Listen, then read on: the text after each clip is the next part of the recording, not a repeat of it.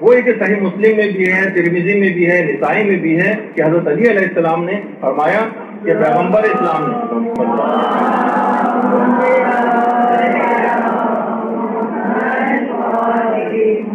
کسی بھی تصویر کو نیست و نابود کیے بغیر مت چھوڑو اور کسی قبر کی بلندی کو مساوی و برابر کیے بغیر مت چھوڑو. اللہ تدعا تمثالا الا تمسہ ولا قبرا مشرفا الا سویتہ. یہ حضرت علی علیہ السلام سے منسوب ایک حدیث جو ہے وہ پیش کی جاتی کہ کسی بھی تصویر کو نیست و نابود کیے بغیر مت چھوڑو اور کسی قبر کی بلندی کو مساوی اور برابر کیے بغیر مت چھوڑو. یہ حدیث تو کہنے ان سب کتابوں میں دیکھیں اس کو دلیل بناتے ہیں. اچھا، اب سب سے پہلی بات تو یہ کہ کسی بھی حدیث پر اس طرح تو عمل نہیں ہو سکتا جب تک کہ اس کی تحقیق نہ کی جائے. تو باقاعدہ علماء اہل سنت کی جو کتاب ہے تہذیب التہذیب، جو علم رجال کی کتاب ہے جس میں راویوں کو ڈسکس کیا گیا، اس روایت سے جتنے بھی راوی ہیں، ابن الحیات سے جو روایت ہے اس میں راویوں کا ایک اور سلسلہ بھی ہے، وہ تمام کے تمام نہ صرف یہ کہ ضعیف ہیں بلکہ ان میں سے بعض راوی ناصبی بھی دشمن اہل ہیں. باقاعدہ کتاب تہذیب التہذیب کے اندر ان تمام راویوں کو بھی تذکرہ. سب سے پہلے تو روایت کا ہی ایک ذوق آ گیا. اچھا، اب اتنا وقت نہیں ہے آج کہ ان راویوں کی بھی ورنہ اور کہ اس میں کیا ان کے متعلق رائے بیان کی گئی وہ بھی اگر بیان کرتا کہ کیا ان کے متعلق نظریہ تو آپ دیکھتے، لیکن اتنا وقت نہیں، جسے چاہیے وہ بعد میں لے سکتا ہے. اچھا، الفاظ حدیث بھی وہ نہیں ہے جو ان کے مطلب کے لیے سازگار، ورنہ کیا وجہ ہے کہ وہ اس کے پہلے جملے پر عمل نہیں کرتے کہ کسی تصویر کو نیست و نابود کیے بغیر مت چھوڑو. تو پھر کتنی تصاویر جو وہاں پر ہمیں لگی نظر آتی ہیں ان کی کرنسی نوٹوں پر بادشاہوں کی تصاویر ہیں، اس کو نیست و نابود کیوں نہیں کیا جاتا. اچھا، پھر دوسرا ٹکڑا یہ کسی قبر کی بلندی کو مساوی کیے بغیر مت چھوڑو، یعنی ایک لیول میں قبریں ہونی چاہیے. جس طریقے سے اونٹ کے کوہان کی طرح سے جو ایک ابھرا ہوا ایک حصہ ہوتا ہے، جیسے اونٹ کا ایک فلیٹ حصہ ہے، پھر درمیان سے اس کے کوہان آ گیا، پھر وہ نیچے کی طرف اس میں نشیب کی طرف چلا گیا. تو نشیب و فراز اونٹ کے کوہان کی طرح سے قبروں پر نہیں ہونا چاہیے، یعنی چاہے وہ اونچی ہو قبر مگر کوہان کی طرح سے نہیں ہونی چاہیے، یعنی ایک لیول میں ہو، مسطح ہو.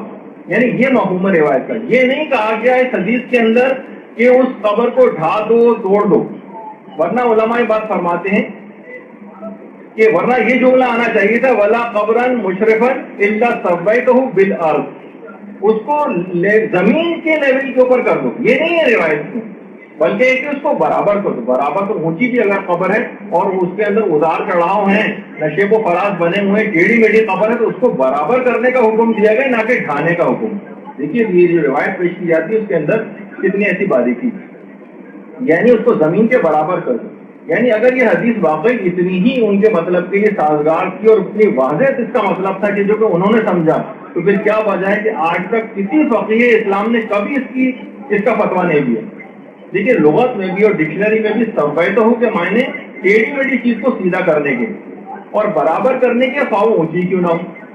یعنی یہ عثمانوں میں یعنی کہ اونٹ کے کوہان کی طرح سے قبر نہیں ہونی چاہیے.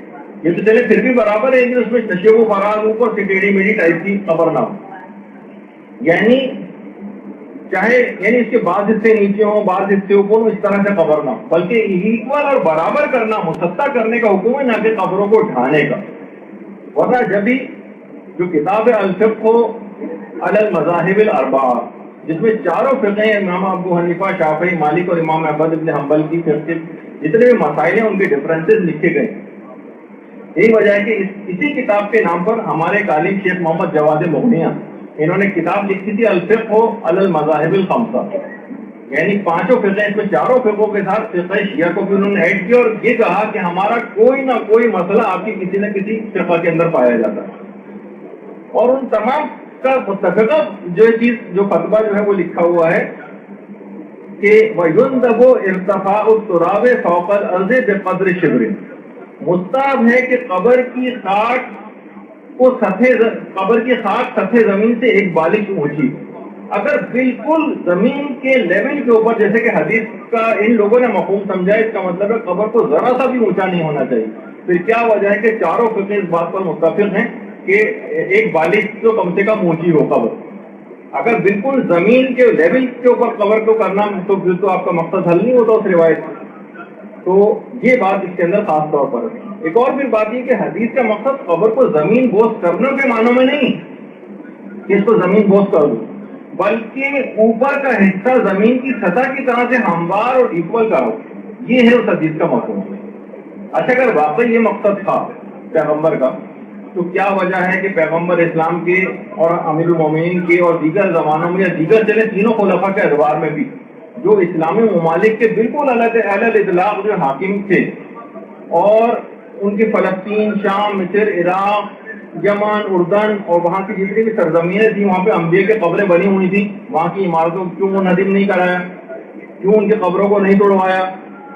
اچھا، اگر یہ مطلب بھی ہوتا تو پھر یہ قبر کی حد تک یہ بات صرف رہتی کہ صرف قبر کو مسمار کر دیا جاتا تو چلے ہم پھر بھی ان کی فرق کرتے ہوئے اس بات کو اگر مان بھی لیں تب بھی تو پھر یہ ہونا چاہیے تھا روایت کے اندر، جیسے اوپر والی جو ہے جو روایت ابھی ہے ولا پھر یہ ہوتا جیسے روایت میں ہے ولا قبرن مشرفن الا سبیتہ، کسی قبر کو ایکول برابر کیے بغیر مت چھوڑو. اس کے بجائے پھر یہ آنا چاہیے تھا ولا بناءن ولا قبۃ الا سبیتہ، یعنی اس کے اوپر بنی ہوئی جتنی عمارت ہیں اور جتنے گنبد اور قبے ہیں ان کو ڈھا دو. یہ تو کہیں پہ بھی روایت کے اندر نہیں. جو آخری ٹکڑا ہے کہ میں ایک لحاظ سے وہ لکھ دیا جو علماء نے بیان کیا ہے کہ پھر یہ والا جملہ ہونا چاہیے تھا روایت کے اندر. تو پھر ہم مانتے کہ اطراف کی عمارتوں کا اگر ہے بھی روایت کے اندر تذکرہ تو پھر فقط اور فقط قبر کی حد تک ہے. یہ آپ نے گنبد اور جو اس کے اوپر عمارتیں بنی ہیں یہ کس دلیل سے گرائی؟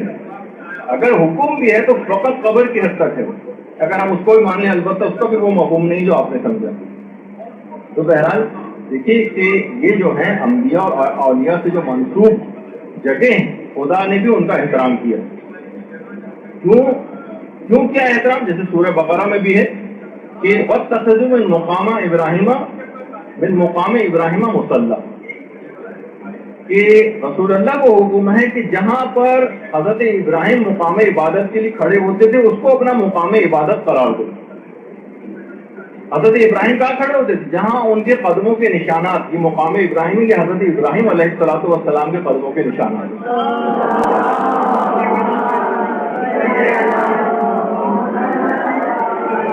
لوگوں کو حکم ہوا کہ جہاں پر ابراہیم کے قدموں کے نشانات ہیں اس کو اپنی نماز کی جگہ بناؤ. یہ ان سے منسوب جگہ ہو گئی، قابل احترام ہو گئی. تو اس کے اوپر اب مقام ابراہیم میں وہ جو پتھر ہے جس کے اوپر حضرت ابراہیم کے قدموں کے نشان ہے اس پر یہ شوکیس بھی بنا دیا گیا سنہرے رنگ کا جو خانہ کعبہ کے بالکل سامنے ہے، اور ہر عمرہ اور حج کرنے والا اس مقام ابراہیم کے پیچھے ہی جو ہے وہ نماز پڑھتا اور اس کو اپنا مقام عبادت قرار دیتا ہے. اگر مقام عبادت حضرت ابراہیم کی وجہ سے عزت و احترام کی جگہ بن جاتا ہے تو کیا وہ وجہ ہے کہ اسلام جن ہستیوں کی وجہ سے آج قائم ہے، دائم ہے، ان کے مدفن اور ان کے قبور کے احترام جو وہ نہیں ہو سکتے؟ آج کی کیا دلیل ہے آپ کے پاس؟ اللہ جل اللہ جل اللہ جل اللہ جل یا مولا اللہ جل اللہ جل اللہ جل اللہ جل اللہ جل اللہ جل اللہ جل اللہ جل یا صاحب السماء اللہ جل اللہ جل